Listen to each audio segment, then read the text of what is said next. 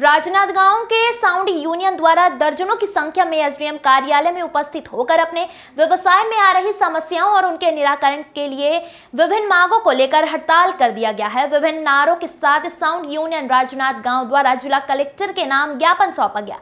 साथ ही लोकसभा चुनाव का बहिष्कार करने की बात भी साउंड यूनियन द्वारा की गई। साउंड यूनियन राजनांदगांव द्वारा दर्जनों की संख्या में उपस्थित होकर जमकर नारेबाजी की गई और जिला कलेक्टर के नाम ज्ञापन सौंपा गया, जिसमें उन्होंने बताया कि शासन प्रशासन द्वारा साउंड सिस्टम संचालकों पर एक तरफा कार्यवाही और साउंड सिस्टम को जब्ती कर राजसात करने और साउंड का व्यवसाय को बंद करने के लिए लगातार दबाव बनाया जा रहा है।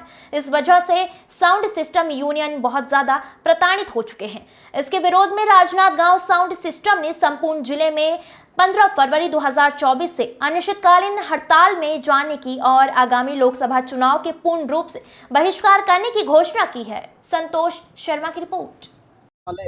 लोगों ने आके अपना ज्ञापन कलेक्टर महोदय के नाम से प्रेषित किया है कि वो वर्तमान में उसका विरोध करते हुए जो शासन का सर्कुलर आया है और जो नियम है उससे असंतुष्ट होकर वो हड़ताल करने के लिए बात कर रहे थे।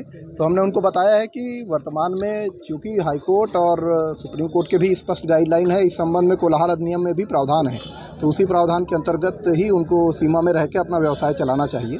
तो ये पूर्व में कलेक्टर सर और एसपी सर के संयुक्त तत्वाधान में ये उनको बताया भी जा चुका है।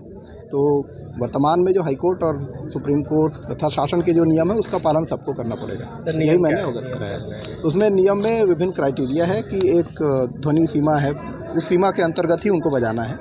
तो जितना डेसिबल परमिटेड है उस स्थान पर उससे उतना डेसिबल का पालन करना चाहिए।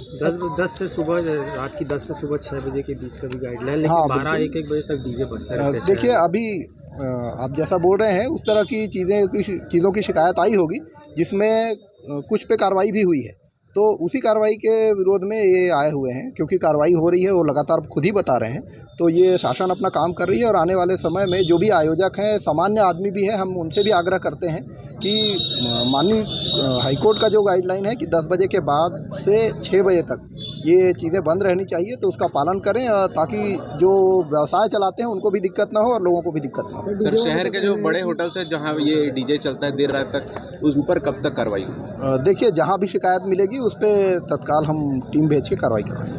Thank you sir. भैया, शासन के द्वारा और प्रशासन के द्वारा 60 dB 70 dB का हमको बजाने का आदेश मिला था।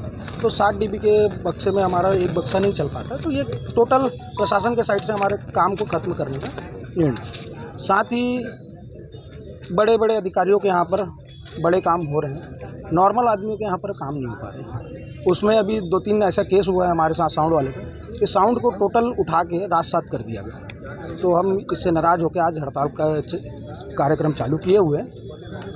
अब देखते हैं भी आगे प्रशासन को आवेदन दिया गया है, होता क्या है। आप लोग क्या चाहते हो? क्योंकि जो गाइडलाइन बना है, ध्वनि प्रदूषण की जो बात हो रही है उसको कम करना है, टाइमिंग की जो बात आ रही है 10 बजे से, आप लोग क्या चाहते हैं, क्या नियम होना चाहिए?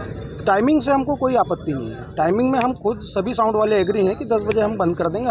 हमारा भी परिवार, हम तो जितना जल्दी घर जाएँ उतना अच्छा होता है, लेकिन पब्लिक के प्रेशर में हमको वो काम आगे करना पड़ जाता है, क्योंकि वहाँ पर 1000 की तादाद में पब्लिक होती है, पब्लिक हमारे ऊपर हावी होती है, इसलिए हमको 10 बजे के बाद बजाना पड़ता है। तो हमने उससे भी प्रशासन से बात की है कि भैया 10 बजे के बाद आप आके उसको बंद करवाइए। तो प्रशासन इसको अमल नहीं कर रहा है। प्रशासन आता है सिर्फ साउंड वाले के ऊपर कार्रवाई करता है, आयोजनकर्ता के ऊपर कार्रवाई करें। आयोजनकर्ता भी तो उसको बजवा रहा है ना, साउंड वाला वहाँ पर अपना कार्यक्रम देने गया है। आप लोग को क्या लगता है कितना डेसिबल में बजना चाहिए, कितना संभव है जो आप लोग बजा पाओ? देखिए, ऐसा डेसिबल का संभव तो नहीं बोलेंगे। देखिए भैया, वो नियम जो बना है 70 साल पहले का नियम बना है। आप आज जान रहे हैं कि सब चीज़ आधुनिक हो गई है। पहले एक माइक में काम चल जाता था, लेकिन आज आप खुद देख रहे हैं कि बड़े बड़े प्रोग्रामों में, चाहे नेता का भाषण हो या भागवत कथा हो या धार्मिक कोई भी आयोजन हो, उसमें कितने साउंड लगते हैं।